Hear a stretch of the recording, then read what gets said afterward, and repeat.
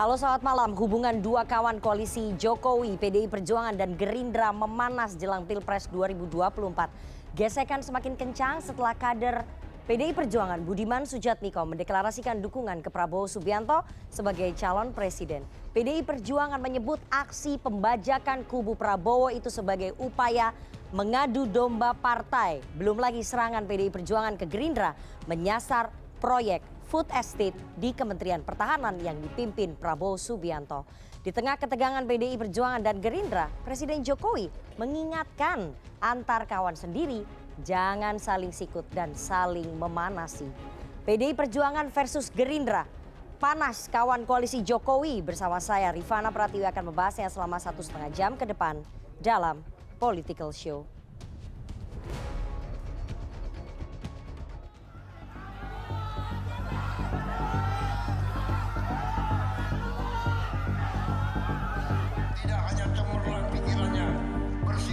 Partai Gerindra dan politikus PDI Perjuangan Budiman Sujatmiko melakukan deklarasi relawan Prabu di Marina Convention Center Semarang, Jawa Tengah, Jumat sore. Relawan Prabu yang merupakan akronim dari Prabowo Budiman Bersatu digawangi langsung oleh mantan aktivis PRD Budiman Sujatmiko dengan melibatkan massa pergerakan dari rakyat kecil, buruh, dan petani yang ada di Jawa Tengah. Bagi Budiman, dukungannya terhadap Prabowo tak lebih dari harapan membawa Indonesia memiliki masa depan yang lebih baik, meski berbeda dengan sosok yang diusung PDI Perjuangan. Saya mengajak Pak Prabowo ke Semarang ingin menunjukkan bahwa perpecahan itu sia-sia. Prabowo menyatakan dukungan Budiman menambah kekuatan baru untuk dapat memenangkan Pilpres 2024. Dan saya tadi sangat terima kasih beliau menyatakan dukungan kepada saya dan akan berjuang bersama saya karena kita punya ternyata cita-cita yang sama. Deklarasi dukungan Budiman ini menambah daftar panas hubungan Gerindra dengan PDI Perjuangan di Pilpres 2024. Sebelumnya, Sekjen PDI Perjuangan Hasto Kristianto mengkritik secara gamblang proyek food estate yang merupakan program Presiden Joko Widodo yang dijalankan salah satunya oleh Menteri Pertahanan Prabowo Subianto.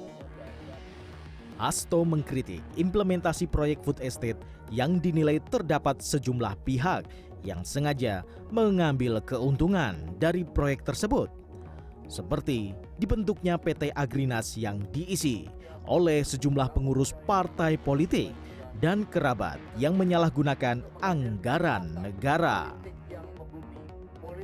Yang dikritisi oleh PDI Perjuangan ketika implementasinya ada vested of interest sehingga dibentuk misalnya PT Agrinas yang diisi oleh sahabat-sahabat dan juga dari partai-partai politik yang seharusnya tidak ikut campur tangan di dalam menggunakan anggaran dari negara.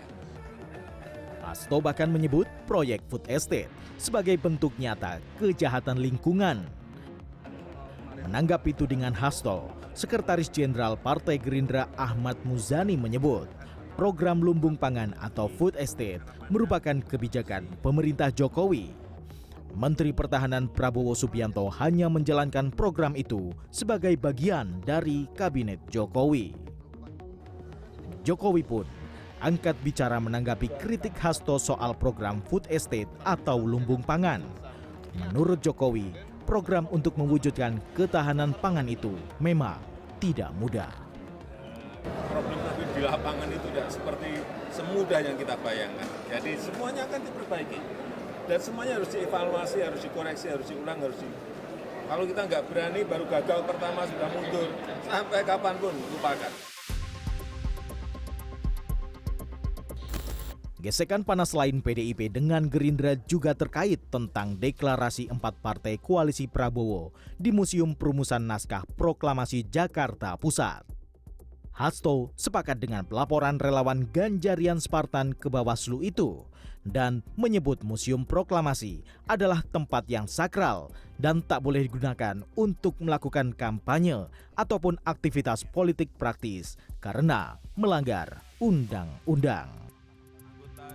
Jokowi pun menyoroti situasi jelang Pilpres 2024 yang mulai memanas.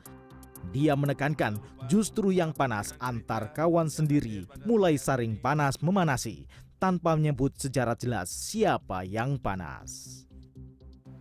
Dan repotnya yang sudah panas itu justru antar kawan sendiri.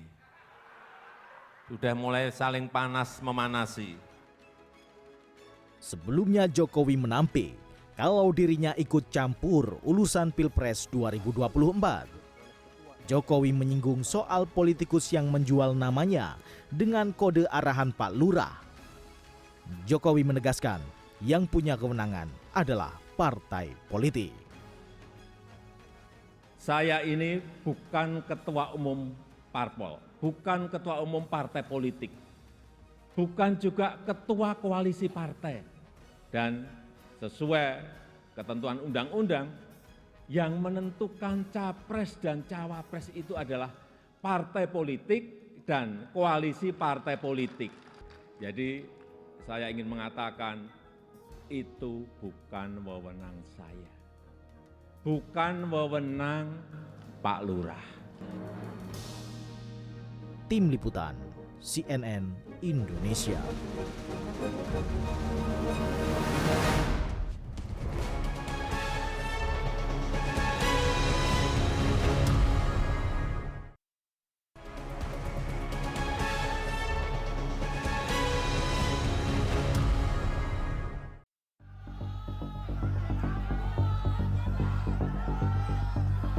Kalau food estate kita sukseskan, tetapi yang dikritisi oleh PD Perjuangan ketika implementasinya ada vested of interest. Problem di lapangan itu tidak seperti semudah yang kita bayangkan. Jadi, Repotnya yang sudah panas itu justru antar kawan sendiri.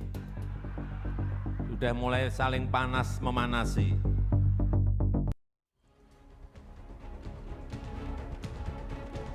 Hubungan dua kawan koalisi Jokowi, PDI Perjuangan dan Gerindra memanas jelang Pilpres 2024. Gesekan semakin kencang setelah kader Partai Banteng Budiman Sujatmiko mendeklarasikan dukungan ke Prabowo Subianto sebagai bakal calon presiden. PDI Perjuangan menyebut aksi pembajakan kubu Prabowo itu sebagai upaya mengadu domba partai. Belum lagi serangan PDI Perjuangan ke Gerindra menyasar proyek food estate di Kementerian Pertahanan yang dipimpin oleh Prabowo Subianto. Di tengah ketegangan PDI Perjuangan dan Gerindra, Presiden Jokowi mengingatkan antar kawan sendiri jangan saling sikut dan saling memanasi. PDI Perjuangan versus Gerindra, panas kawan koalisi Jokowi. Malam ini kita akan langsung membahasnya dengan narasumber yang ada di studio. Saya perkenalkan satu-satu. Dari yang paling ujung kanan ada Mas Ubedillah Badrun, pakar sosial politik dari UNJ. Selamat malam Mas Ubed. Selamat malam, Mbak Nana. Ada tenaga ahli utama KSP, Mas Johannes Joko. Selamat malam Mas Joko, ini belum apa-apa ketawa Mas Joko. Ada politikus PDI Perjuangan, Bang Deddy Sitorus. Selamat malam Bang Deddy. Malam Tante Nana. Oke, jangan gitu dong. Ada Ketua DPD DKI Partai Gerindra, Bang Ahmad Riza Patria. Selamat malam. Selamat malam, Assalamualaikum. Waalaikumsalam, udah gak jadi wagub, sekarang jadi jubir ya. Ada Ketua Bapilpres dari Projo, Bang Panel Baru. Selamat malam Bang. Selamat malam, nah, selamat malam. Oke. Dan seperti biasanya kita selalu mengundang teman-teman mahasiswa pada malam hari ini sebagai bentuk partisipasi publik ya. Mengingat teman-teman pemilih muda jumlahnya 60% pada pemilu 2024 nanti. Dan sudah bergabung melalui sambungan virtual ada Badan Eksekutif Mahasiswa Universitas Esa Unggul. Selamat malam teman-teman dari Esa Unggul. Silakan nanti teman-teman bisa mengkritik, mengajukan pertanyaan, mengajukan pendapat juga boleh.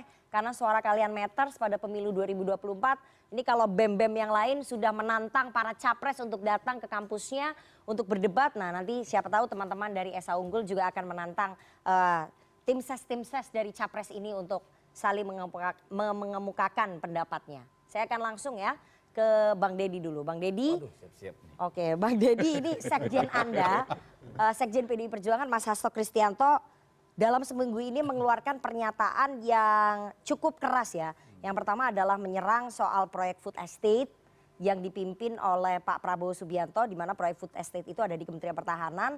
Terus kemudian Mas Hasto juga menyebut bahwa dukungannya Mas Budiman Sujatmiko kepada Pak Prabowo Subianto itu sebagai bentuk pembajakan dan sebagai bentuk politik adu domba.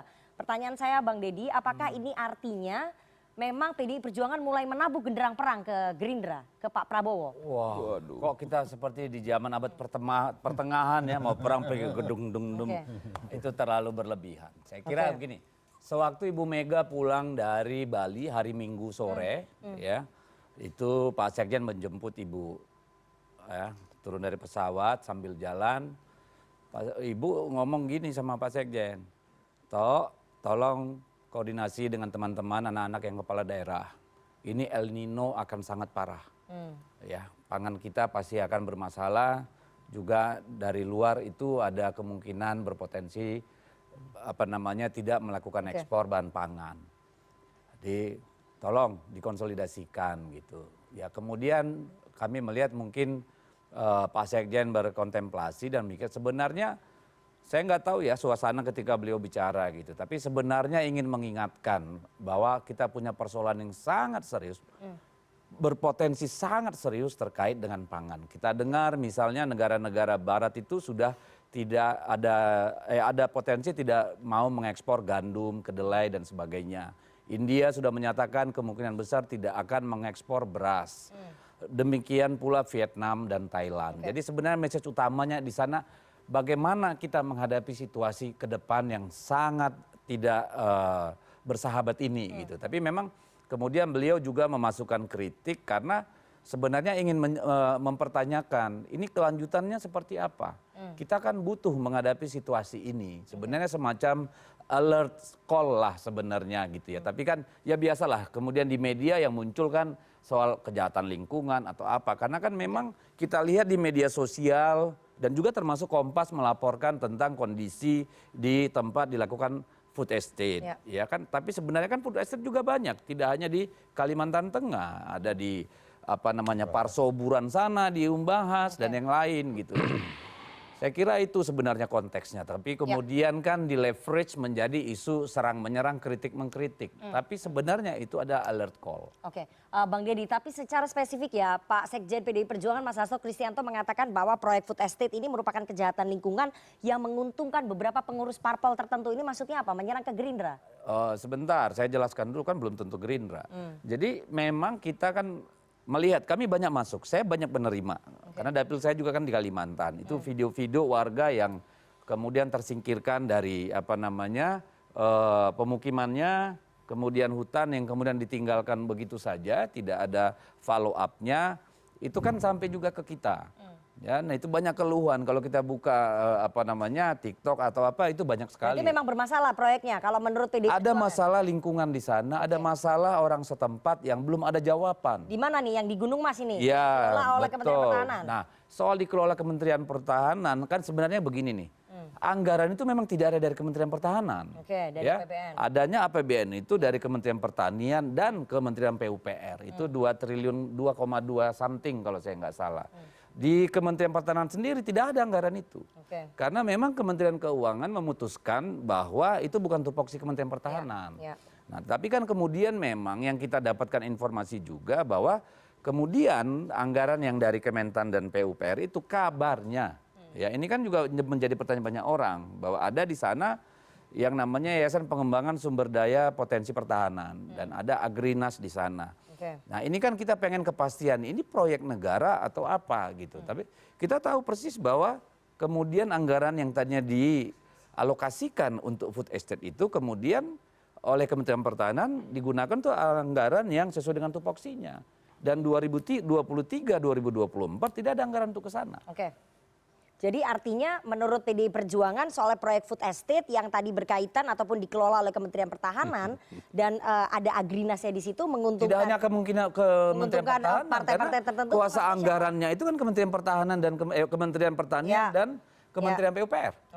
Jadi ya tidak hanya Kementerian Pertahanan. Dua kementerian itu juga menjadi pihak yang harus mempertanggungjawabkan penggunaan anggaran negara itu. Oke. Tapi ini menyasar ke pengurus parpol, menguntungkan pengurus parpol tertentu, ini siapa maksudnya? Harus tanya yang ngomong, jangan Oke. tanya saya. Oke, tapi kalau menurut PDI Perjuangan, Oh, saya nggak bisa mewakili dalam hal itu. tapi ini bukan untuk menyerang Partai Gerindra Oh, ya? seharusnya sih tidak. Oke, Tapi jadi- memberikan kepastian pada publik. Karena di tingkat elit rumor itu sangat kencang. Apa elitnya? Apa Tadi saya rumor udah di ngomong, tingkat masa elit? diulang lagi, lu ngomporin. Nggak apa yang di tingkat elit, apa kan masyarakat nggak tahu. Tadi kan saya udah ngomong. Oke, yang Ulang aja bagaimana? lagi. Yang tadi gue udah bilang kan ada isu-isu. Oke, tapi Presiden bela food estate, saya akan putarkan harus ya. dong. Pernyataan dari Presiden Jokowi tentang food estate. Oke, ada? Oke, harusnya ada nih pernyataan Presiden Jokowi soal food estate. Nggak ada ya? Oke, kita tanya ke Gerindra. Bang Riza, jadi tanggapannya bagaimana? Bahwa proyek food estate yang tadi disebutkan ini sebetulnya anggarannya nggak dikelola oleh Kementerian Pertahanan, tapi dikelola oleh Kementerian PUPR dan juga dikelola oleh Kementerian Keuangan, tapi memang yang melaksanakan kan Kementerian Pertahanan melalui yayasan, kemudian ada Agrinas di situ yang ditegarai ada beberapa pengurus Partai Gerindra di situ. Ya, yang pertama, saya kira kita semua sebagai sebuah bangsa dan bangsa-bangsa lain di dunia ini kan karena ada perubahan iklim dan sebagainya, memang mengkhawatirkan soal ketersediaan pangan. Saya kira itu suatu yang baik. Jadi apa yang disampaikan Ibu Megawati tentang kita harus hati-hati, waspada, saya kira itu suatu yang baik. Itulah juga sebabnya sejak awal Bapak Prabowo itu selalu mengkampanyekan pentingnya kedaulatan pangan. Sekalipun kita Indonesia bangsa yang subur, tanahnya, sumber daya alam yang luar biasa, tetap kita harus waspada, hati-hati. Makanya selalu saja dalam Pilpres Pak Prabowo selalu punya kampanye yaitu kedaulatan pangan. Dan bahkan Indonesia ini harus menjadi super power pangan di dunia. Itu dulu satu. Ya. Yang kedua, terkait Pak Menteri Pertahanan Bapak diminta oleh Presiden, itu kan bukan keinginan kami. Betul sampaikan Mas Dedi tadi bahwa core pangan itu Kementerian Teknisnya itu ada di mana? Ada di Kementerian Pertanian. Kemudian selama ini dibantu oleh Kementerian PU terkait irigasi dan lain sebagainya. Tapi Mungkin pengelolaan juga utamanya di- Kementerian Lingkungan. Pengelolaan utamanya Nah, di mana, Bang kebetulan Riza? sekarang ada gagasan food estate dari Bapak Presiden. Bapak Presiden kali ini melibatkan Kementerian Pertahanan. Mungkin maksud Bapak Presiden adalah, ini pemikiran saya pribadi, mungkin saya bisa salah, nanti tanya Bapak Presiden. Mungkin Bapak Presiden melihat bahwa pangan ini menjadi penting, Bapak Prabowo mungkin dianggap menteri yang berkinerja baik, ditambah lagi satu tugas tambahan yang di luar core pertahanan negara, yaitu pertahanan pangan. Itu saja kita berpikir positif sedikit. Tapi hasilnya kenapa bagaimana? Hasilnya bagaimana? Kenapa Pak Jokowi menunjuk Pak Prabowo membantu sifatnya, menyiapkan lahan strategis. Menyiapkan strategis ini bukan sekarang, dulu zaman Bung Karno, Pak Harto juga sudah kita sering dengar sekian juta lahan gambut dan sebagainya. Memang tidak mudah, perlu waktu. Apa yang disampaikan Pak Jokowi, sekalipun teman-teman melihat Pak Jokowi membela Pak Prabowo, tapi yang sampaikan Pak Jokowi itu betul, bahwa yang namanya membangun pangan di tanah yang belum terbiasa digunakan untuk bercocok tanam sebagai perlu waktu, tidak langsung tanam langsung jadi. Bahkan Pak Jokowi memberi gambaran mungkin tanaman yang pertama. Oke, berarti hanya diakui ya yang pertama ini gagal begitu? Bukan pertama yang gagal, semuanya perlu proses. Oke. Jadi Yang memang butuh waktu beberapa kali. Betul jadi dong. Memang sekali dua kali gagal nggak apa-apa. Bukan sekali dua gagal, semuanya butuh proses. Proses itu bukan gagal, beda. Proses itu bagian. Orang tubuh itu dari bayi sampai besar itu bukan gagal, itu sebuah proses untuk menjadi besar. Jadi bahwa dikatakan, sebentar Bang Riza, bahwa dikatakan bahwa proyek food estate ini menguntungkan beberapa pengurus parpol, termasuk parpol Anda, itu gimana tanggapannya?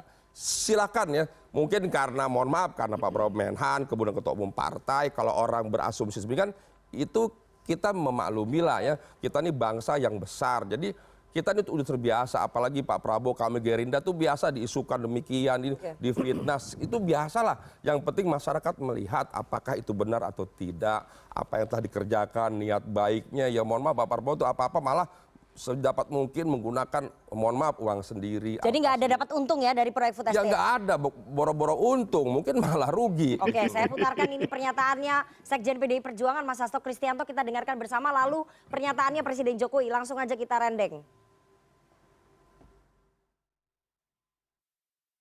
Karena itu membangun kedaulatan pangan kita. Tetapi yang dikritisi oleh PDI Perjuangan ketika implementasinya ada vested of interest sehingga dibentuk misalnya PT Agrinas yang diisi oleh ya sahabat-sahabat dan juga dari partai-partai politik yang seharusnya tidak ikut campur tangan di dalam menggunakan anggaran dari negara. Oke, kita dengarkan bersama pernyataan pembelaan dari Presiden Jokowi, ada nggak tentang food estate? Ada. Membangun food estate, membangun lumbung pangan itu tidak semudah yang Bapak Ibu bayangkan. Tanaman pertama biasanya gagal. Nanam kedua masih paling-paling bisa berhasil 25%. Ketiga baru biasanya ke-7, ke-6, ke-7 itu biasanya baru pada kondisi normal. Jadi semuanya akan diperbaiki. Dan semuanya harus dievaluasi, harus dikoreksi, harus diulang, kalau kita nggak berani baru gagal pertama sudah mundur. Sampai kapanpun lupakan. Itu Sekjen Anda jelas menyebut ada vested interest, ada kepentingan tertentu gitu yang menguntungkan beberapa orang pengurus partai. Terus kemudian Presiden Jokowi mengatakan bahwa ya wajar kalau misalnya gagal, percobaannya bisa sampai ke-6, ke-7. Ada pembelaan dari Presiden? Ya tentu Presiden harus membela karena itu kebijakan. Dan sejak awal kita juga membela, Pak. Oke. Makanya kan yang ditanyakan Presiden Mas Hasto itu kan ujungnya. Ini gimana? Karena untuk 2023, 2024 tidak ada anggaran lagi dialokasikan ke sana. Sebenarnya hal pentingnya di sana, bukan hal politiknya gitu loh. Tapi karena begini, saya termasuk orang yang pertama bicara soal ini. 20 April 2020 saya udah bicara. Beberapa waktu kemudian Ibu Mega bicara. Sebenarnya yang dalam bayangan kita itu adalah sebenarnya tidak hanya yang bersifat project base seperti food estate, tetapi juga diversifikasi pangan, ya. Lalu pangan berbasis wilayah, lalu pemanfaatan lahan kritis dan sebagainya, lumbung pangan desa. Sebenarnya itu. Tapi ketika kemudian pemerintah memutuskan food estate, Pak Sekjen kita semua memang terpaksa harus mendukung kan. Saya ini orang yang terlibat misalnya ketika Bu Erna Witoelar menjadi Menteri PUPR, saya itu dikirim ke PLG itu. Proyek lahan gambut itu 6 bulan saya live in di sana. Ya, saya juga melihat di dapil saya di Kabupaten Bulungan, food estate zaman Pak SBY juga menjadi persoalan yang serius. Jadi sebenarnya dari sisi kita walaupun kita tidak mungkin bicara itu ketika sudah diputuskan pemerintah, ya kita kan harus dukung. Tapi kan kemudian ketika ada persoalan sekarang kita hadapin karena krisis Ukraina, karena krisis kemudian harga komoditas, kemungkinan potensi negara-negara penghasil bahan pangan tidak akan mengekspor, kan ini problem besar bagi kita. Jadi mungkin Pak Sekjen berkata keras urusan ini supaya segera dibenahi sebenarnya. Karena ancaman di depan mata. Oke, tapi ini momentumnya dekat sekali dengan pemilu 2024. Jadi pernyataan Sekjen Anda itu dianggap pernyataan politis menyerang begitu. Kalau ini disampaikan sebelumnya mungkin nggak akan seperti itu. Kalau disampaikan itu setelah Pilpres kan nggak relevan. Kenapa nggak disampaikan sebelum-sebelumnya? Kalau sudah tahu bahwa tadi kan saya udah cerita. Oke, tadi kan Anda katakan Saya kalau saya sebetulnya sendiri tidak soal food mendukung, estate, Anda boleh cek di media. Saya mengkritik soal itu. Bahwa seharusnya tidak ke sana. Itu oke lah. Tetapi yang soal diversifikasi pangan, pangan berbasis wilayah, kalau dia sagu ya sagu, jangan dipaksa beras. Itu kan harus dipikirkan. Lahan-lahan tidur, lumbung desa, itu kan semuanya harus digerakkan, kolaborasi bersama. Jadi dia tidak hanya project base, karena sudah terbukti. Zaman Pak Soeharto gagal, zaman Pak SBY gagal, Papua gagal, Bulungan gagal, kan semua gagal. Yang sekarang menurut PDI Perjuangan akan gagal. Harus ada kejelasan. Mau dilanjutkan apa tidak? Saat ini kan stuck, berhenti. Itu yang terjadi sekarang kan. Dan kita tidak melihat anggarannya nanti ya. Kita tidak melihat itu ada di anggaran 2023 dan 2024. Jadi berpotensi untuk berhenti. Sudah berhenti. Saat ini berhenti. Saat ini berhenti dan tidak ada hasilnya menurut PDI Perjuangan. Belum, Mbak. Kan ini yang menjadi persoalan kan di sana mau ditaruh tanam singkong ya, yang kemudian diolah dibangun pabrik tapioka. Nah, ini kan semua tidak terjadi. Jadi menurut PD Perjuangan ini proyek mangkrak.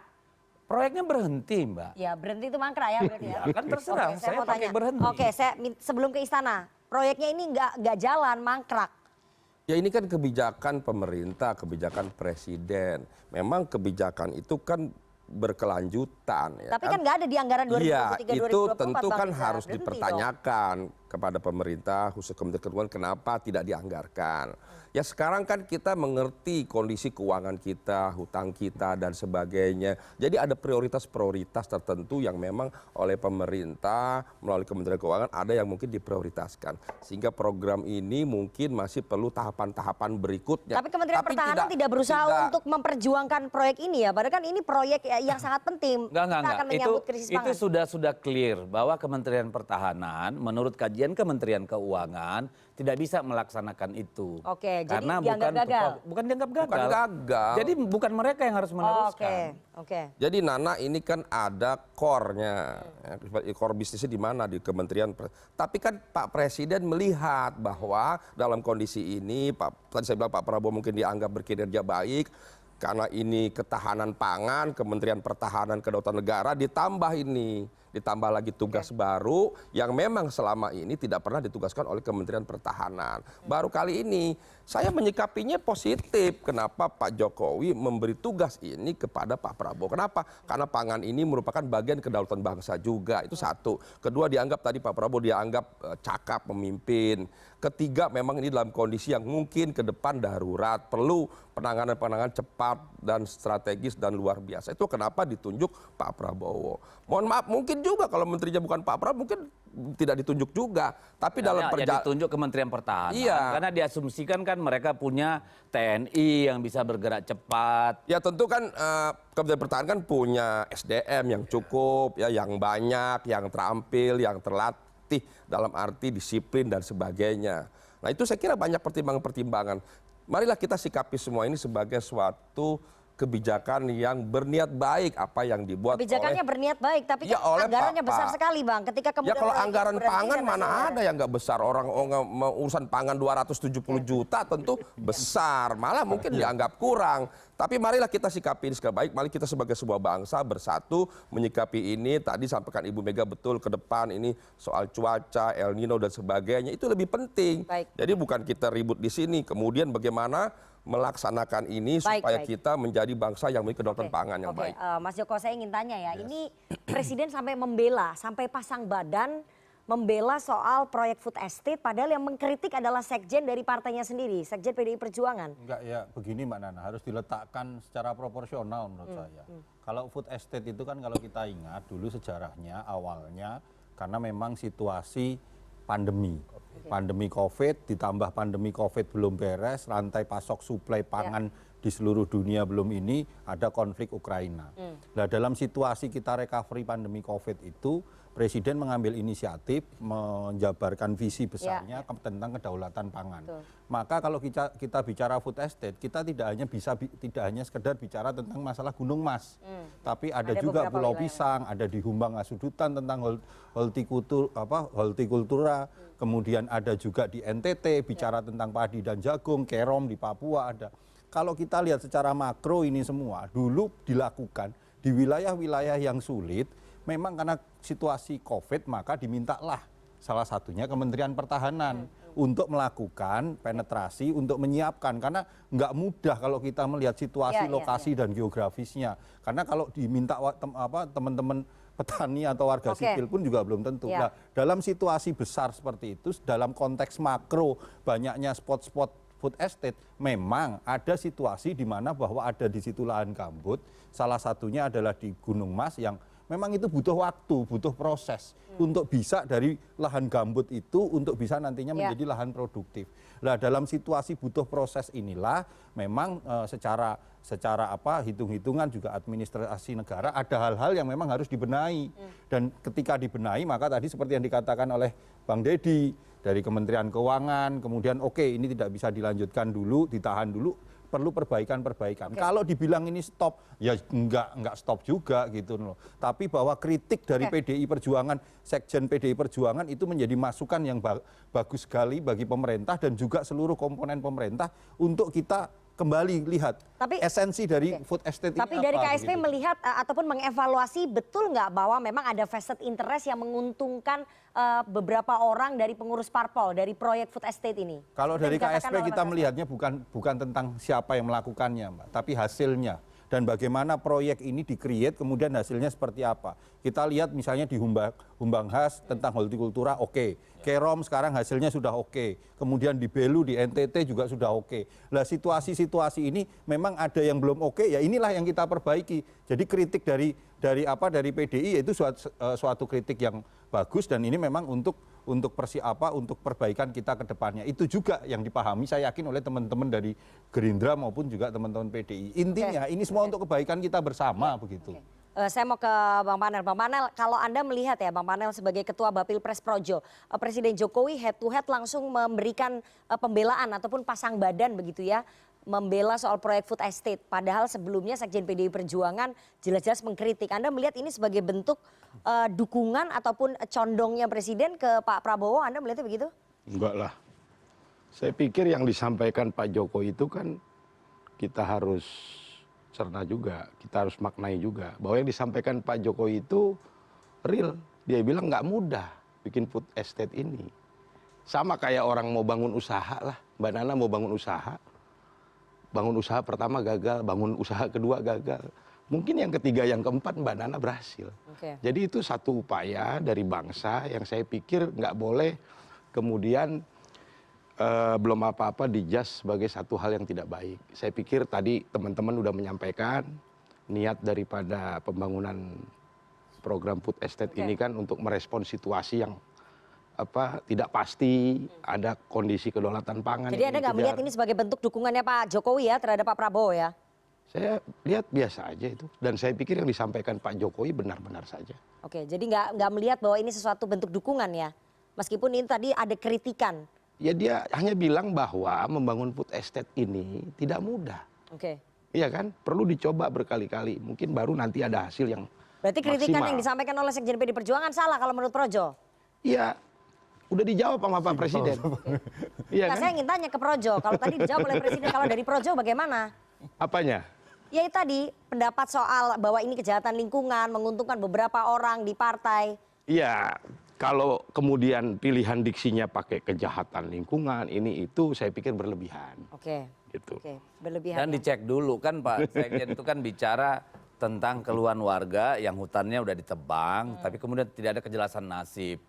Kan itu sebenarnya. Jadi keseluruhan konteks pernyataan Pak Sekjen itu yang diambil hanya soal kejahatan lingkungan gitu loh. Menguntungkan, ada vested interest, menguntungkan beberapa pihak di parpol. Tadi kan disebutkan. Ya itu kan apa namanya, itu kan paraphrase sebenarnya kalau menurut saya gitu. Jadi ginilah, saya melihat ada hal yang sangat penting yang harus kita bahas. Persoalan di depan mata itu adalah potensi, ancaman, ketersediaan pangan yang harus kita hadapi. Oke. Mas Ubed, kalau saya ingin Anda melihat ya, memotret secara sosial politik begitu pernyataan Presiden tadi yang jelas-jelas kemudian seolah membantah, itu kan seperti berbantah-bantahan ya di publik ya, ketika ada kritikan dari partainya sendiri, dari Sekjen PDI Perjuangan, kemudian Presiden tampak pasang badan. Anda melihatnya bagaimana? Saya kira kita perlu membacanya secara objektif ya. Dalam tradisi sosiologi politik itu ada namanya critical discourse analysis. Jadi kita membaca narasi itu dengan pendekatan yang cukup kritis. Misalnya kita lihat teks dari yang disampaikan oleh Sekjen PDIP dan teks yang disampaikan oleh Pak Jokowi. Ini logikanya teks, kognisi sosial, dan konteks ya. Kalau kita lihat teksnya itu sebetulnya ada teks yang sangat kritis. Karena ada dua diksi di situ yang disampaikan oleh Mas Hasto. Pertama adalah diksi ada kejahatan lingkungan. Yang kedua ada diksi vested interest.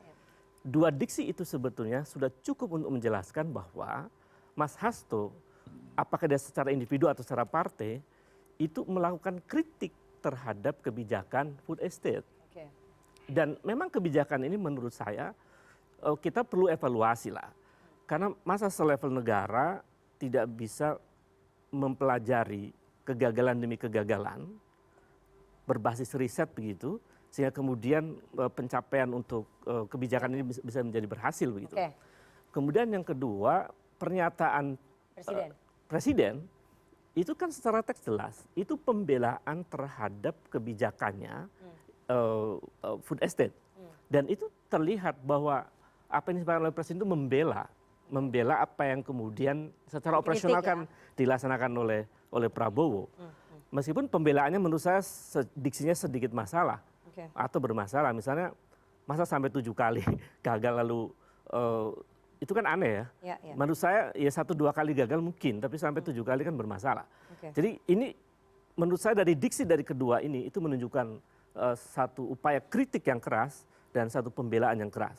Jadi memang sebenarnya saya membacanya dari sedang ada berbantah-bantahan di publik. Betul. Sedang ada tensi politik yang cukup naik meskipun tidak sampai panas sekali ya antara PDIP dengan Jokowi. Dan saya kira kita lihat kok di narasi dan ini dalam politik nggak apa-apa, saling mengkritik itu nggak apa-apa.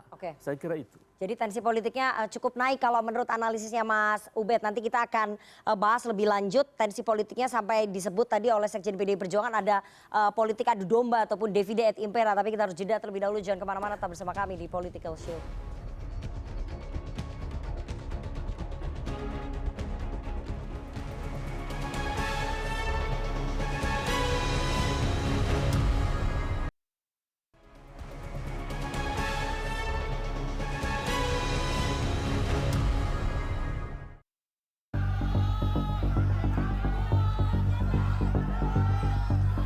Kalau food estate kita sukseskan, tetapi yang dikritisi oleh PD Perjuangan ketika implementasinya ada vested of interest. Problem di lapangan itu tidak seperti semudah yang kita bayangkan. Jadi Repotnya yang sudah panas itu justru antar kawan sendiri.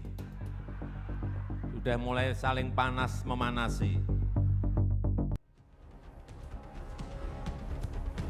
Terima kasih Anda masih bersama kami di Political Show. Kita akan langsung lanjutkan perbincangan kita dengan para narasumber. Bang Deddy, saya akan langsung ya ke Bang Deddy ya. Ini Sekjen PDI Perjuangan Mas Hasto Kristianto menyebut bahwa dukungan Budiman Sujatmiko kepada Prabowo Subianto itu adalah bentuk politik adu domba ataupun divide et impera.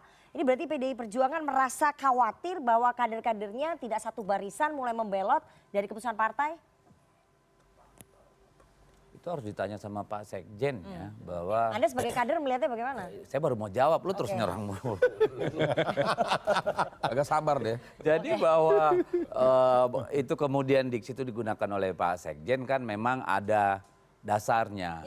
Pertama kan Budiman memang kan kader kita, pernah anggota DPR RI ya, kemudian deklarasi itu dilakukan di kandang banteng di Jawa Tengah. Jadi kan kita melihat bahwa itu ya walaupun itu haknya kan sebagai fatsun politik, itu kan sama misalnya ini PDI Perjuangan tiba-tiba rekrut orang Gerindra lalu deklarasi di Sumatera Barat. Kan itu kan ngajak perang.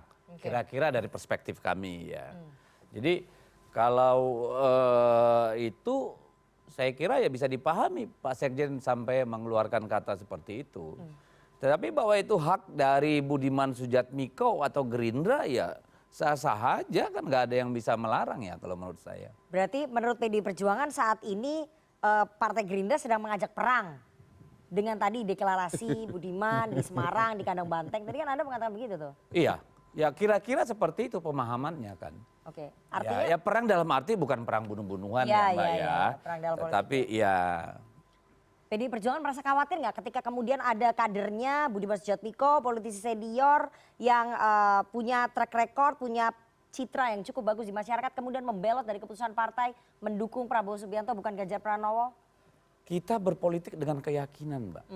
Kalau kita berpolitik dengan kekhawatiran, tiap hari ini harus makan Aprazolam atau Xanax nih. Ya, kita sudah terbiasa menghadapi pertarungan-pertarungan yang paling keras. Bahkan di antara semua partai politik yang ada, saya kira hanya PDI Perjuangan yang pernah menghadapi kekuasaan sedemikian kerasnya sehingga kantornya harus diserbu dan ratus orang mati dan hilang. Jadi kita tidak pernah berpolitik dengan kekhawatiran. Jadi nggak khawatir ya? Loh tidak lah. Meskipun kader-kadernya kalau khawatir saya nggak ada di sini hari ini Mbak. Jadi, mungkin lagi di kampung nih ngumpul sama tokoh-tokoh masyarakat. Ya. Jadi nggak masalah ketika seorang Budiman Sujatmiko memberikan dukungan kepada Prabowo Subianto? Itu haknya dia. Tetapi kan partai ini punya aturan. Punya fatsun, punya anggaran dasar, anggaran rumah tangga, punya peraturan organisasi, punya kode etik. Nah, itu kan yang harus kita tegakkan nanti ya pada waktunya. Jadi dari keputusan partai itu ataupun berdasarkan ADART partai, nasibnya Budiman Sujatmiko ini apa? Kita beri dia kesempatan untuk mengundurkan diri. Karena Budiman itu tahu persis aturan tata kelola organisasi. Ketika orang ya kita itu berlakukan demokrasi internal sampai partai mengambil keputusan. Kalau sudah mengambil keputusan masih berbeda, maka dilakukan pemecatan seketika. Karena itu menyangkut harkat, martabak, dan soliditas partai. Ambil contoh nih, Gubernur Kalimantan Tengah. Kita calonkan si A, lalu kader kita si B mencalonkan diri. Seketika kita pecat. Oke? Kemudian dia menang gubernur. Balik lagi kan tapi? Oh, dia datang balik, nggak kita terima Pak. Sebagai anggota tidak. Oke, jadi dan itu terjadi dimanapun. Sugianto Sabran bukan anggota PDI Perjuangan. Tidak pegang KTA PDI Perjuangan. Dan itu jangankan pilpres. Ya, pilkada, pilgub sama. Jadi ini nggak ada urusannya. Nah, yang salah ini kan Budiman nggak paham aturan partai. Dia berharap dipanggil dulu, diberi surat peringatan 2-3 kali. Enggak, ini beda. Kalau yang dikasih surat peringatan itu pelanggaran kecil. Tapi kalau korupsi, narkoba, tertangkap kayak kemarin kasus judi di dalam ruang sidang, itu mah pemecatan seketika, nggak ada urusan. Panggil memanggil. Yang mau dipanggil itu yang mau dibina. Gitu loh. Oke, Bang Riza, Gerindra dianggap mengajak perang PDI Perjuangan ketika Budiman Sujatmiko deklarasi Prabowo Subianto di kandang banteng di Semarang. Itu bahasa Nana. Enggak, itu tadi kan bahasanya Bang Deddy. Itu bahasa Mbak Deddy, itu Budimannya, iya, bukan Gerindranya. Gitu iya enggak, kan tadi kan saya tanya tadi. Jadi tanggapannya gimana? Oke, menanggapi pernyataannya Sekjen PDI Perjuangan bahwa ini politik adu domba. Iya, maksud itu kan sah-sah saja. Pak Sekjen Mas Hasto kan udah kaliber lah berpolitik, sudah paham ya kan. Tapi saya yakin tidak dimaksudkan bagi Partai Gerindra, apalagi Pak Prabowo. Nggak pernah kami partai mengadu domba, apalagi Pak Prabowo. Justru Pak Prabowo itu orang yang dapat diterima, ya, mengakomodir semua kepentingan. Kemudian tokoh pemersatu dan juga tokoh yang mampu menggerakkan, mendorong semua potensi bangsa untuk maju. Itulah sebabnya kenapa Pak Prabowo ratingnya, rankingnya, elektabilitas naik terus. Lebih karena itu, sementara banyak capres sibuk medsos, sibuk selfie, sibuk kesana kesini, Pak Prabowo menjelaskan. Ya kan saya bilang capres lain. Capres lain siapa yang sibuk medsos, sibuk selfie ini maksudnya dianggap disebut. Maksudnya ini kan tahun politik, semua sibuk mencari simpati. Tapi Pak Prabowo bukan mencari simpati karena posisinya sekarang sebagai Menhan. Tugasnya melaksanakan tugas sebagai Menhan sebaik mungkin. Alhamdulillah jadi menteri kinerja baik. Itu juga ternyata masyarakat kita ini kan fenomena politik yang berbeda. Ternyata sekarang kita tercatat, oh rupanya masyarakat kita semakin cerdas, semakin jeli. Siapa sesungguhnya pemimpin tokoh yang betul-betul bekerja sehingga mendapat simpati. Jadi simpati itu bukan dicari-cari, diminta-minta, didatangi, bukan. Simpati itu datang dengan sendiri apabila kita jujur, disiplin, kerja dengan baik, simpati itu akan datang. Itulah kenapa Bapak Prabowo mendapat simpati yang baik. Sekarang kemudian kedua, tadi terkait adu domba, tidak ada. Hubungan Partai Gerindra dengan Partai PDI sekali lagi itu seperti saudara kembar. Hubungannya sangat baik sejak dulu orang tua mereka, Pak Sumitro, Bung Karno, hubungannya baik. Jadi kalau misalnya nanti ada kader Gerindra yang mendukung Ganjar Pranowo, buat Gerindra itu nggak ada masalah ya? Etis-etis saja pertanyaan saya. Itu dialami semua partai. Caleg nih, mohon maaf, caleg kita ada yang pindah ke partai, kita nggak marah, ya kan? Ada caleg kita, udah jadi caleg dibesarkan pindah, nggak marah. Udah jadi kader, dibesarkan, dikampanyekan, dibiayakan, pindah ke kita nggak, Pak Prabowo nggak pernah marah. Jadi Gerindra jangankan akan seperti kalau itu. misalnya Pak Prabowo dibully, dibully, difitnah, nggak pernah marah. Apa kata Pak Prabowo? Balas dengan kebaikan. Semua itu balas dengan kebaikan. Bang jelas. Riza, Bang Riza, kalau misalnya kemudian Budiman Sujatmiko dipecat oleh PDI Perjuangan, Gerindra siap nampung nggak? Saya kira itu pilihan orang yang tidak bisa kita paksa. Itu hak asasi orang. Banyak juga ada kader kita yang pindah ke partai, sah. Ya sekarang pertanyaannya kalau misalnya dia dipecat mau ditampung nggak oleh Gerindra? Kan udah memberikan dukungan kepada Pak Prabowo. Selama ini kami tidak pernah membatasi orang yang masuk ke partai maupun keluar partai. Itu berlaku di semua partai, tanya Mas Dedi. Di PDIP begitu, di semua partai begitu.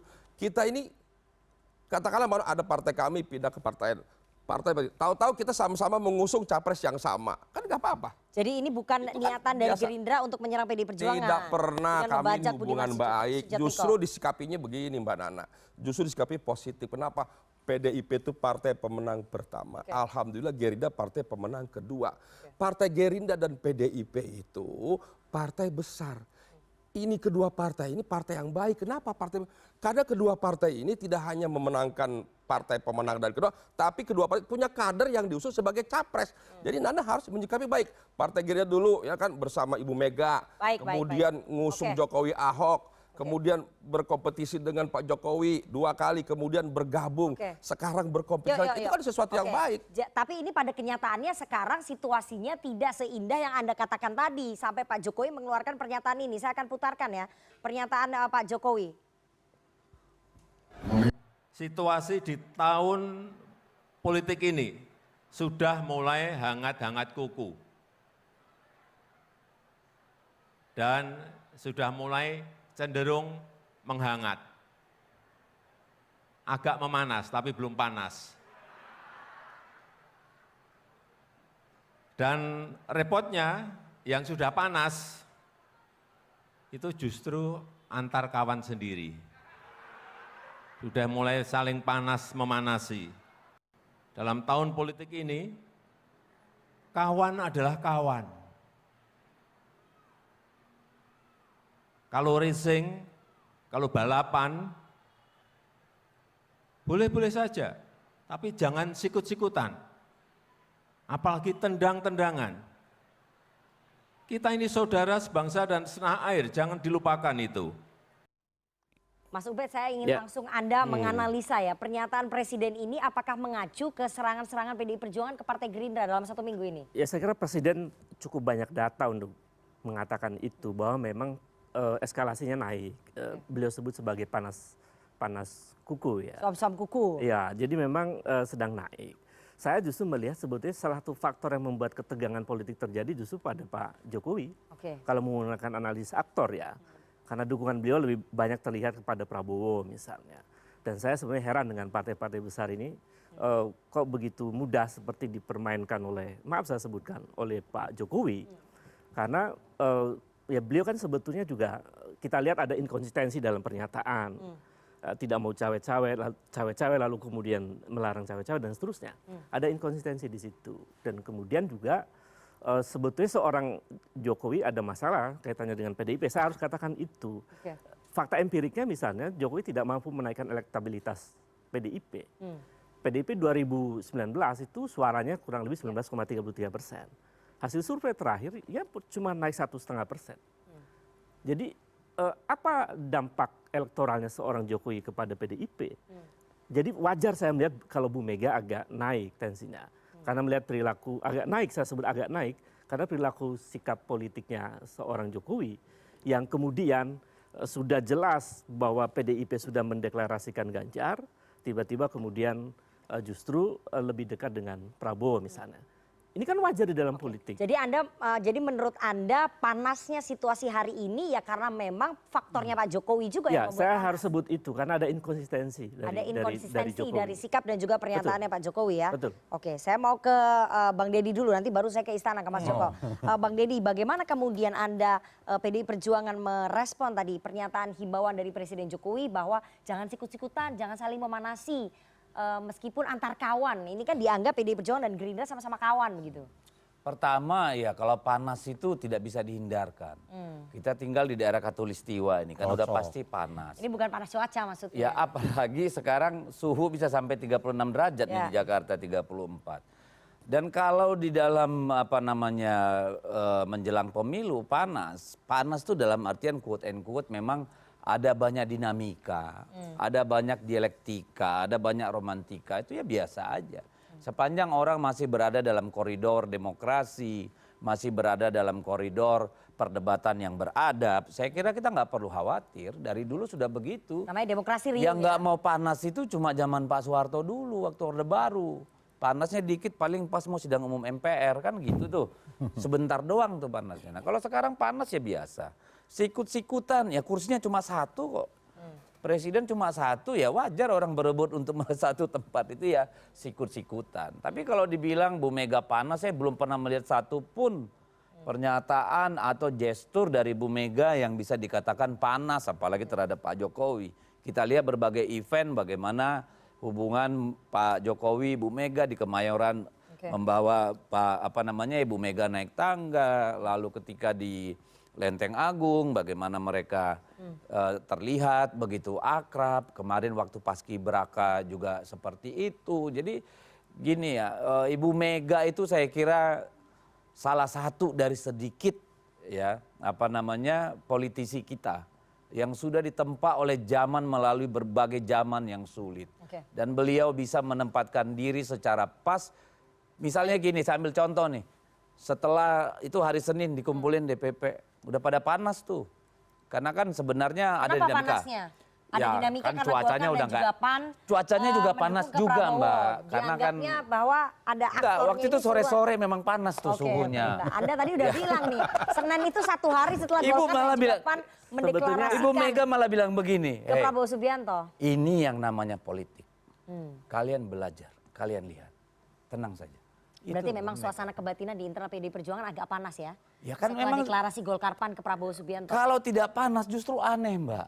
Ya masa iya kita cuek-cuek aja dinamika terjadi setiap jam, setiap hari. Kalau kita nggak panas malah aneh. Tapi saya ingin tanya ya, panasnya itu karena merasa bahwa ada peran presiden di sini nggak sih? Yang membuat situasi menjadi panas, kami sampai pada hari ini tiba pada satu kesimpulan bahwa Jokowi, Pak Presiden Jokowi itu akan berlaku sebagai kader. Dalam artian preferensi politiknya tidak mungkin berubah dari Ganjar Pranowo. Tetapi sebagai presiden, dan ini pesan Ibu Mega juga, kami tidak pernah berharap Pak Jokowi sebagai presiden menggunakan instrumen-instrumen negara atau kekuasaan untuk menguntungkan salah satu calon manapun. Itu harapan atau Itu sikap politik. Sikap politik. Itu harapan itu. Sikap politik. Ya. Gini, sekarang karena lihat secara empirik kan kita lihat memang ada beberapa peristiwa yang menunjukkan ketegangan antara Bu Mega dengan Pak Jokowi. Kita lihat misalnya pada peringatan 50 tahun PDIP misalnya, itu kan terlihat bagaimana kemudian Bu Mega mengingatkan bahwa Anda adalah petugas partai, sampai kemudian posisi Jokowi di forum itu seperti tidak punya independensi sebagai presiden. Jadi itu sebenarnya warning dari seorang Megawati sebagai ketua umum partai. Jadi kalau dikatakan tidak ada ketegangan, ya fakta empiriknya ada kok. Gitu. Saya harus luruskan dulu. Gini supaya kita paham bahwa sebenarnya Ibu Mega, ini kenapa kita selalu konsisten memakai kata petugas partai. Ini yang selalu digunakan oleh lawan-lawan politik untuk mendowngrade PDI Perjuangan. Kita memahami partai itu sebagai kumpulan rakyat yang mengorganisir diri. Lalu mempunyai ideologi dan segala macam. Yang namanya petugas partai di PDI Perjuangan adalah orang-orang terpilih, primus inter pares. Yang bisa menjadi petugas partai itu adalah mereka yang diberi wewenang. Yang bisa bersikap seperti itu adalah kader yang ideologis. Saya membaca Jokowi itu bukan kader ideologis. Bukan kader ideologisnya PDI Perjuangan. PDIP. Karena memang di data saya, nawacita itu adalah produk saya tidak menemukan bahwa Jokowi itu ikut sekolah partai sebelum menjadi wali kota. Ada kaderisasi. Kader ideologi. Sekolah partai belum ada waktu itu. Iya, maksud saya itu yang saya maksud bahwa kalau ada proses itu yang tidak dilalui oleh seorang Jokowi. Saya mau tanya dulu ke Mas Joko. Mas Joko, bahwa Pak Jokowi diharapkan tidak menggunakan instrumen kekuasaan untuk cawe-cawe pada Pilpres 2024. Itu harapannya PDI Perjuangan yang disampaikan oleh Bang Deddy. Itu yang kita lakukan, Mbak. Dan Ibu Mega kan udah menunjukkan. Itu harapannya ya? Kalau beliau 2004 itu mau menggunakan instrumen itu, saya kira akan lain sejarah ini. Pidato kenegaraan kan clear sekali, jelas sekali yang disampaikan oleh Bapak Presiden. Kalau Anda menyatakan, jadi gini, istilah tentang lurah. Kalau istilah tentang lurah itu kan kita pahami, teman-teman relawan semua ini kan masalah kedekatan pimpinan dengan rakyat gitu kan. Ada kedekatan hubungan. Dan pada konteks kedekatan hubungan itu seringkali ditafsirkan, orang menafsirkan saking dekatnya dengan presiden seolah-olah bisa legitimasi mengklaim bahwa ini adalah keputusan dari Bapak Presiden begitu loh. Tapi kan faktanya pada pidato kenegaraan itu kan jelas sekali. Presiden menyatakan kalau konteksnya seperti itu, saya ini presiden. Saya adalah penanggung jawab politik nasional. Dan beliau berdiri dalam posisi yang betul-betul netral. Saya mau nambahin Mbak yang tadi dikatakan oleh Kang Ubed tentang Presiden Jokowi inkonsisten. Enggak. Selama ini kami di kantor staf Presiden terus-menerus mencatat dan melihat proses-prosesnya bahwa Presiden konsisten. Konsisten terhadap apa? Konsisten bahwa dia adalah pemimpin negara. Konsisten bahwa dia adalah penanggung jawab politik nasional di mana politik ini harus dijaga. Karena suka tidak suka, ke depan Indonesia itu punya peluang. Jadi Presiden tidak melakukan orkestrasi politik ya menurut KSP ya? Itu bisa, arahan ada, iya. Arahan dalam artian begini, arahan itu hukumnya tidak wajib.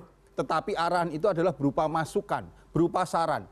Dan arahan harus kita lihat. nih? Bukan arahan. Partai-partai politik. Siapapun datang kepada Presiden sebagai penanggung jawab politik nasional, Presiden memberikan arahan. Arahan itu sifatnya adalah sebagai masukan, mau diterima syukur, tidak diterima silahkan.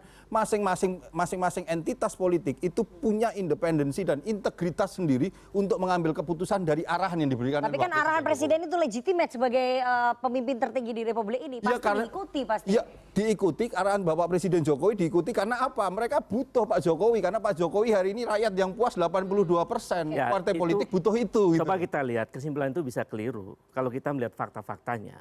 Banyak narasi Presiden itu yang tidak konsisten. Bahkan terus dari awal ketika dia tidak mau mencalonkan calon presiden tahun 2013 bulan Februari, tahun 2014 kemudian menjadi calon presiden.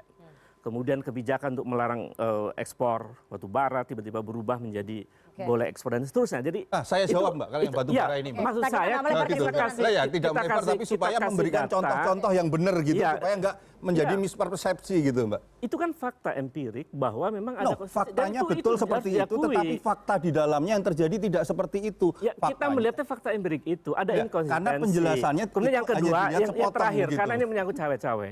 Bulan Mei Presiden mengatakan bahwa dia akan cawe-cawe urusan negara ini. Tiba-tiba kemudian di pidato kenegaraan dia bilang ini urusan ketua partai. Jadi di situ juga ada itu panggung depannya ya? Iya panggung depan. Panggung kelihatan sekali. Ya? Saya kira ini inkonsistensi. Jangan akui saja bahwa itu memang inkonsistensi dari seorang Jokowi. Dan itu politik. Bukan seperti itu. Saya mau ke Bang Panel baru sebagai relawan Projo ini. Bang Panel, bahwa Pak Jokowi dianggap melakukan orkestrasi politik dengan kepanjangan tangannya melalui Golkar, PAN, dan juga tangan relawan. Ini bagaimana Projo? Kalau masalah sampai membuat tadi teman-teman di PDI Perjuangan situasinya panas katanya. Satu hari setelah. Ya panas karena suhunya. Anda tadi sebut loh. Jadi sebenarnya Mbak Ivana, yang mengkhawatirkan mungkin bukan koalisi kurus atau koalisi gendut. Tapi kemana arahnya Pak Jokowi ini. Karena Pak Jokowi faktor yang sangat menentukan nanti di 2024. Suka nggak suka. Gitu loh. Itu yang bikin dakdikduk. Gitu. Jadi karena faktor yang menentukan boleh cawe-cawe gitu menurut Projo? Ya kalau cawe-cawe kan udah disampaikan Pak Presiden juga. Bahwa dia cawe-cawe untuk kebaikan buat bangsa ini ke depan. Masa nggak boleh. Tapi dia juga memastikan bahwa dia tidak akan menggunakan. Saya juga akan memastikan bahwa Pak Jokowi tidak akan menggunakan instrumen negara untuk urusan kepentingan pemenangan politik. Anda meyakini itu ya? Iya. Oke. Gitu. Jadi tidak ada instrumen negara sedikit pun yang dipakai untuk melakukan intervensi terhadap Pilpres 2024. Terus? Nah kalau untuk konteks kami di Projo, kalau kami kan masih berproses. Ada kalanya nanti kita juga, ya kalau Mbak bilang tadi ada arahan atau cawe-cawe, pasti kami dengar. Gitu loh. Itu ada waktunya nanti. Gitu. Kita akan bergerak ke situ. Gitu. Tapi bahwa Presiden melakukan orkestrasi politik melalui tangan-tangan itu tadi, partai Golkar, PAN, dan juga relawan, masa memberikan arahan, masukan itu? Ya kalau ke situ saya pikir enggak lah, kan udah disampaikan di pidato kemarin. Oke, itu tuh tapi menurut Bang Ubed itu di panggung depan, panggung belakangnya nggak seperti itu. Bang Ubed ada di panggung belakang berarti dia, ngintip-ngintip di belakang. Saya kira sebagai akademisi, sebagai peneliti saya kira berhak ya untuk menganalisis lebih dalam persoalan itu. Gitu. Jadi saya kira memang faktanya seperti itu kok. Saya kira politik itu kan tafsir Mbak. Tafsir dari analisis, kemudian analisis itu menjadi sebuah tafsir gitu. Dan itu sah-sah aja yang dilakukan Bang. Jadi saya kira tapi ada hal yang harus diluruskan juga gitu. Supaya masyarakat itu tidak menjadi bias terhadap peristiwa-peristiwa politik yang ada hari ini. Itu yang harus menjadi pesannya dari karena Pak Presiden. Seperti itu kan. Pak Jokowi lebih dekat dengan relawan misalnya. Lebih menggiring relawannya mendukung dukungan Jokowi misalnya. Ketimbang misalnya dekat dengan partai yang justru membesarkannya.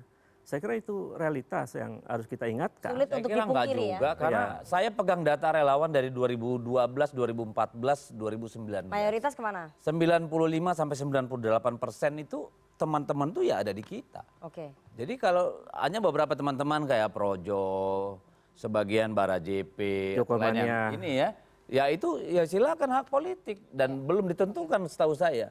Masih nunggu nanti sikap presiden. Oke. Jadi kalau dibilang hanya dekat dengan relawan dan enggak juga. Oke, silakan Bang Riza tanggapannya. Ya jadi saya kira begini ya, bangsa ini kan bangsa yang besar. Semua presiden, bahkan semua pemimpin dimanapun ya, di komunitas manapun selalu ingin yang pertama ke depan harus lebih baik, itu pasti. Dan ke depan supaya berkelanjutan, itu pasti. Jadi wajar kalau seorang presiden atau ketua umum atau apapun pemimpin di komunitas apapun yang selalu berpikir ke depan harus lebih baik. Oke. Nah salah satunya setelah itu berpikir ingin pemimpin berikutnya juga pemimpin yang lebih baik. Saya kira itu normatif sesuatu yang baik. Tapi kan Pak Jokowi kader partai, petugas partai, yang partainya sudah memutuskan arahnya bukan, kemana. itu yang harus dibedakan.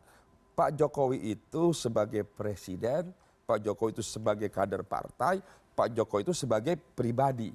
Ini beda ini. Oke. Sebagai kader partai, tentu Pak Jokowi akan memahami, mengerti apa yang menjadi kebijakan partai. Sebagai presiden juga mengerti, tidak akan menggunakan instrumen negara pemerintah untuk kepentingan capres tertentu. Saya kira sepakat. Tapi saya ingin sebagai pribadi ini tidak bisa, hati ini tidak bisa dibelok-belokkan. Hati ini memang hati kita. Oke, maksudnya apa nih hatinya Pak Jokowi kemana? Hatinya Pak Jokowi itu tidak bisa dibelok-belokkan. Kalau ada kecenderungan pada capres tertentu, tidak bisa dilarang. Ketua umum Anda maksudnya? Tidak bisa dilarang, ya kan? Ya saya pribadi melihat Pak Jokowi ini ingin ke depan dipimpin oleh pemimpin yang lebih baik.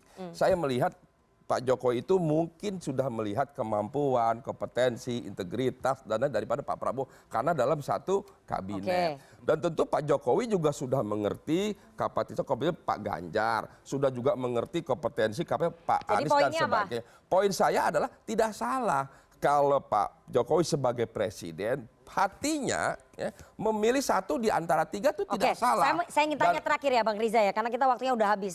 Gerindra merasa diuntungkan nggak dengan situasi ini? Tentu Gerindra sangat senang apabila bahwa Pilpres ke depan ini berkelanjutan. Pak Prabowo sudah menyampaikan akan melanjutkan program-program. Jadi merasa diuntungkan ya? Tentu kami Partai Gerindra, tadi saya bilang, kan apa yang disampaikan Pak Jokowi sudah jelas pada ulang tahun. Bahwa kinerja kerja keras Gerindra sangat baik, perlu ditingkatkan kembali. Pak Prabowo semakin meningkat dan sebagainya, perlu diteruskan kerja keras ini. Jadi kami tentu senang kepemimpinan Pak Jokowi yang baik. Dan kami sebagai partai pendukung pemerintah akan melanjutkan program Pak Jokowi. Oke, Bapak mau menambahkan? Ya saya tambahin sedikit. Buat saya menjelang pemilu kondisi panas itu biasa. Itu biasa. Semua bermanuver politik itu biasa. Cuman kami berharap dalam konteks pemilu nanti kita semua jangan jadi agen-agen hoax. Agen-agen yang membuat friksi di bangsa ini, ya agen-agen isu sara karena ini langkah mundur. Kita berharap lebih kita kedepankan lagi kebutuhan akan persatuan nasional ke depan. Karena ini yang jadi syarat, ini adalah salah satu syarat bagaimana kita bisa lompat. Dan terakhir, dalam politik 2024, Projo terbuka dengan siapapun. Projo belum ada keputusan ya? Enggak, terbuka dengan siapapun. Kita akan bergandengan dengan siapapun, ya. Mau PDI, mau Gerindra, sepanjang kita punya sama-sama agenda untuk memajukan Indonesia, kita akan baik. Sama PDI kita udah rasakan 2014, 2019. Jadi ini Projo main dua kaki juga ya. Projo main dua kaki juga nih sama seperti Pak Jokowi kalau menurut banyak orang. Kita akan tanya nanti bagaimana tanggapan dari teman-teman mahasiswa soal situasi politik yang memanas antara PDIP dengan Gerindra. Apakah teman-teman mahasiswa melihat ini sebagai pemanasan jelang pemilu 2024? Kita harus jeda terlebih dahulu. Jangan kemana-mana, tetap bersama kami di Political Show.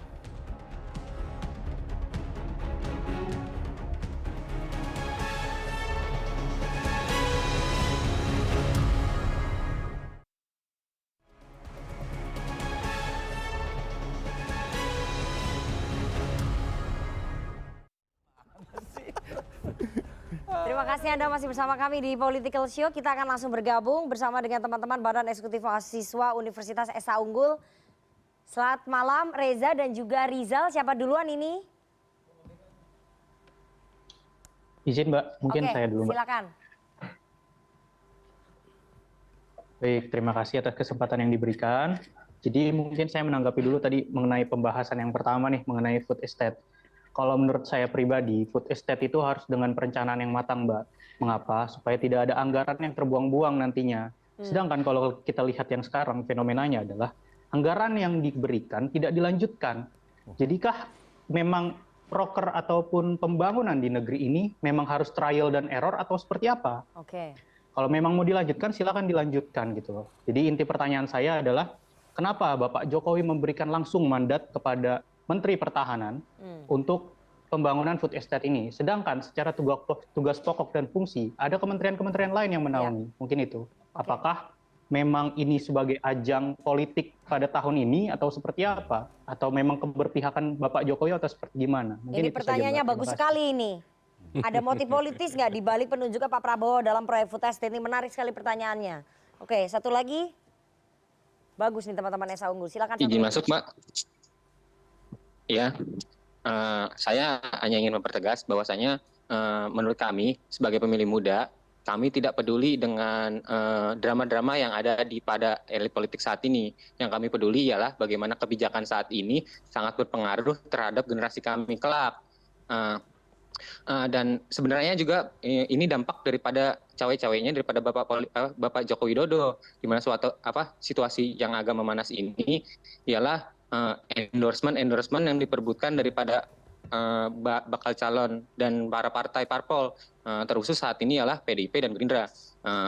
Dan pertanyaan saya ialah bagaimana para bakal calon dan para elit politik merebutkan suara generasi kami, generasi muda, dengan ide dan gagasan, bukan dengan drama politik ataupun menunggu arahan daripada Bapak Joko Widodo. Sekian, terima kasih. Oke, bagus sekali nih.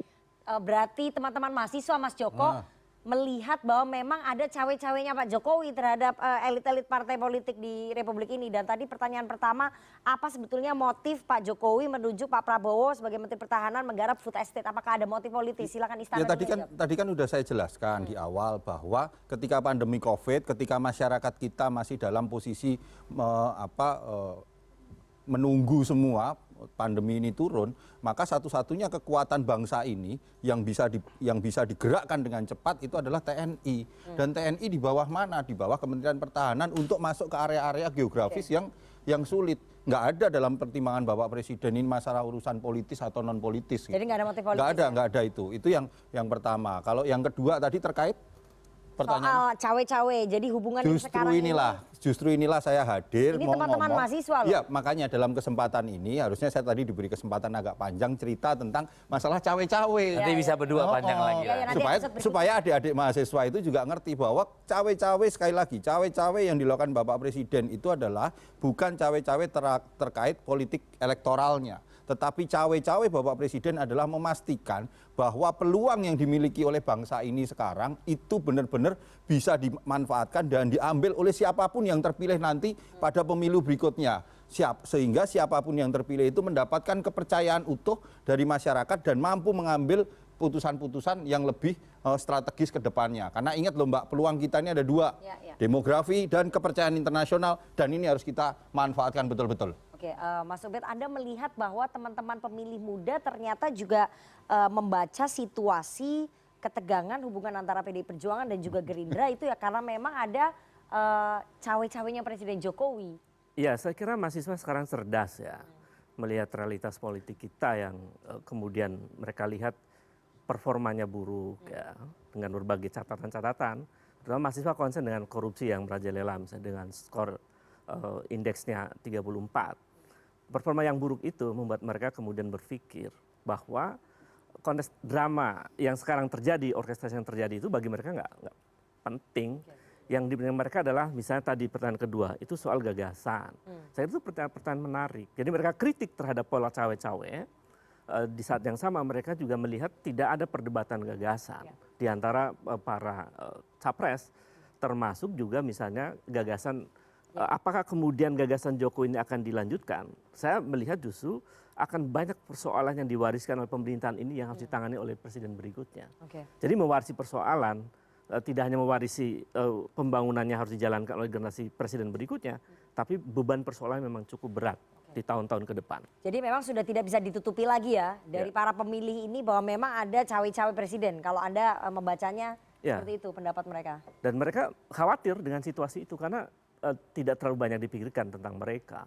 Padahal mereka penentu masa depan Republik ini dengan pemilih yang jumlahnya lebih dari 52% di 2024. Nah, itu pesan untuk mereka berdua. Ya, Bang ini Risa makanya sama saya Dedi. ingin tanya nih ke para tim ses. Bang Deddy singkat saja itu tadi teman-teman mahasiswa bertanya bahwa mereka nggak peduli sebetulnya dengan drama politik yang terjadi di elit. Yang mereka pedulikan adalah apa yang ditawarkan oleh capres Anda, gagasan apa yang ditawarkan oleh capres Anda kepada mereka, para pemilih muda. Saya mau challenge mereka justru. Kenapa nggak dibalik cara berpikirnya? Kalian mau presiden yang akan datang melakukan apa? Kalau soal program, manifesto, apa namanya, program prioritas, visi misi, semua udah ada. kita bisa bikin tuh kayak disertasi S3. Yang menjadi pertanyaan bagi kami, bagi Pak Ganjar, anak-anak milenial Gen Z ini maunya apa? Dan lihat pemimpin yang mana yang paling mungkin menjalankan apa yang kalian impikan itu. Pemimpin mana yang bisa berlari cepat? Pemimpin mana yang mempunyai kekuatan moral untuk melakukan apa yang diharapkan oleh anak-anak muda itu? Kami malah menunggu. Jangan tunggu jualannya Pak Ganjar. Kalian maunya apa Pak Ganjar? Saya kira itu yang paling penting. Ayo ngomong. Jadi mungkin setelah ini teman-teman dari SA Unggul bisa menghubungi Bang Deddy ya. Sebagai wakil koordinator relawan. Yes. Ya, jadi nanti gak bisa usah sebagai relawan lah, sebagai teman relawan aja. Saya kan gak tua-tua amat, Bisa masih bisa masuk milenial. Bisa memberikan masukan-masukan Ayo, ya. kita Apa yang tunggu. diinginkan oleh Ya, teman-teman sebetulnya pemilih maunya muda. mahasiswa itu sudah kelihatan kok.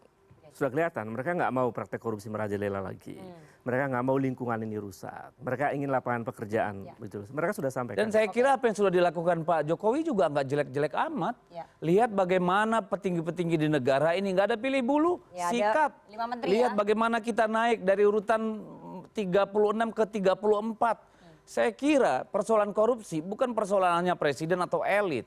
Ini kita perlu memang lembaga-lembaga yang kompeten, orang-orang yang kompeten, tetapi juga kebiasaan masyarakat kita harus Oke, ini waktunya udah habis nih. Silakan. Jadi- Bang Risa pendek aja, pendek. Jadi saya kira benar ya teman-teman mahasiswa SA Unggul bahwa bagaimana ke depan, bagaimana generasi mereka, bagaimana generasi muda. Itulah selalu yang menjadi harapan, mimpi, dan apa yang diimplementasikan oleh Bapak Prabowo. Bapak Prabowo itu sejak dulu hingga hari ini selalu ingin generasi mudanya maju, generasi mudanya kuat, dan selalu memberi kesempatan sebesar-besarnya, seluas-luasnya bagi generasi muda. Implementasinya di mana-mana, di partai umpamanya. Selalu memberi kesempatan anak-anak muda di partai, generasi milenial. Tapi ini udah 3 kali nyalon, semua Bos. untuk Kapan gantian? Untuk maju, untuk tampil, diberi kesempatan. Makanya nggak heran kalau di Partai Gerindra banyak caleg-caleg itu dari kelompok generasi muda.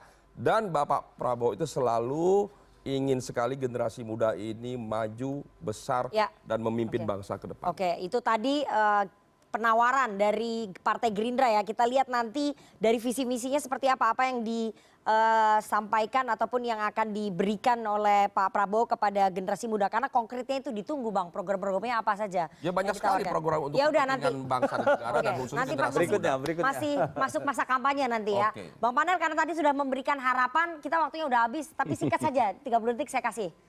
Ya, pemilu 2024 sebentar lagi. Bisa jadi besok kita akan bergandengan tangan dengan yang baru, ya, atau bergandengan tangan dengan teman-teman yang lama. Yang penting buat kita adalah bagaimana platform menuju Indonesia maju ini bisa kita Jadi pikirkan proyek gandengan tangan sama siapa? sama siapapun kita siap. Oke, Yang penting Saya dalam waktu dekat ketemu sama bosnya. yang penting platform Indonesia maju tadi yang disampaikan Mas Joko tentang potensi lompatan, jangan sampai momentum emas ini lewat begitu saja, tidak bisa dipetik oleh calon pemimpin ke depan. Itu jadi concern kita. Baik, kita dengarkan nanti sama-sama sentilan dari teman-teman komisi. Saya mau titip satu kata lagi buat anak muda ini. apa? Dari tangan Ibu Mega sudah lahir satu orang presiden dan mudah-mudahan satu presiden lagi yang muda. Oke, itu nanti waktu yang akan menjawab ya Iya Bang Deddy ya. dong. Kita akan jeda terlebih dahulu, jangan kemana-mana, tetap bersama kami di Political Show.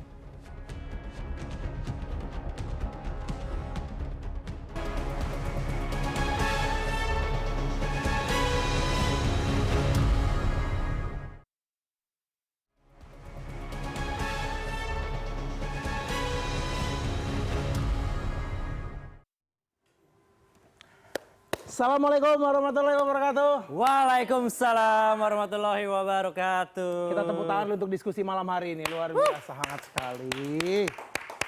Seperti biasa, Komika datang ke CNN, kita bertemu dengan politisi-politisi hebat. Betul. Favoritku hari ini toh. Ya, siapa ada tuh? Pak Joko. Ush. Datang mewakili KSP. Ush. Beliau meluangkan waktunya demi CNN. Ini menunjukkan bahwa kalau Bang Abalin nggak bisa hadir ya. Ya, harusnya Bang Abalin. Iya. Ya. Kembali lagi di luar kota. Soalnya kalau yang panas-panas gini biasanya Bang Abalin biasanya. Tapi kalau favorit gua favorit gua adalah Bang Riza Patria. Tahu nggak ini siapa sebelumnya? Hah? Tahu nggak siapa? Wakil Gubernur DKI Oke. Jakarta tahun 2019 yang bisa menjadi wakil gubernur karena Bang Sandi mengundurkan diri. Itu kan artinya ya. Artinya apa? Kalau jabatan bisa diberikan melalui giveaway. Oh, ya. Dipilih DPRD. Bisa ya ternyata ya. Bisa. Ih, kalau PAW, tokoh PAW. utama malam hari ini masa kau nggak bahas toh? Apa tuh? Tokoh utama ada Bang Deddy Sitorus. Wis. Bang Deddy Sitorus. Bang, Pak Budiman sehat Bang ya? Sehat ya? Alhamdulillah sekarang udah sehat, rekeningnya udah bagus tuh. Oh, iya, sehat. Apa tiba-tiba ngomongin rekening? Kemarin lantang banget dia mendukung Prabowo. Mendukung Prabowo. Gak ada takut-takutnya dipecat PD. Bang, mau ngasih tahu aja Bang, kalau di kantor nih Bang ya, biasanya ada orang yang udah nggak takut lagi dipecat kantor tuh cuma satu alasannya. Kenapa? Dapat offering di tempat lain. Biasanya Ya. begitu. Ya nggak tahu siapa yang offering ya. Ya, mungkin Bang Rizal tahu siapa yang offering. Angka gimana angka? Kita nggak ngomongin angka di sini, karena kita di sini ngomongin topik yaitu PDIP dan Gerindra kondisinya memanas. Nah. Iya, banyak netizen yang bertanya-tanya gitu. Sebenarnya Pak Jokowi itu ada di pihak mana sih? Apakah di pihak Pak Ganjar atau di pihak Pak Prabowo? Daripada kita bertanya-tanya, kita tanya langsung saja ke Pak Joko. Saya mau nanya nih Pak, KSP itu apa Pak artinya Pak? Apakah sudah jadi kantor staf Pranowo? Apa kantor staf Prabowo? Iya, apa jangan-jangan ya kantor staf persatukan saja? Nah kita nggak tahu. Iya. Kita nggak tahu. Iya.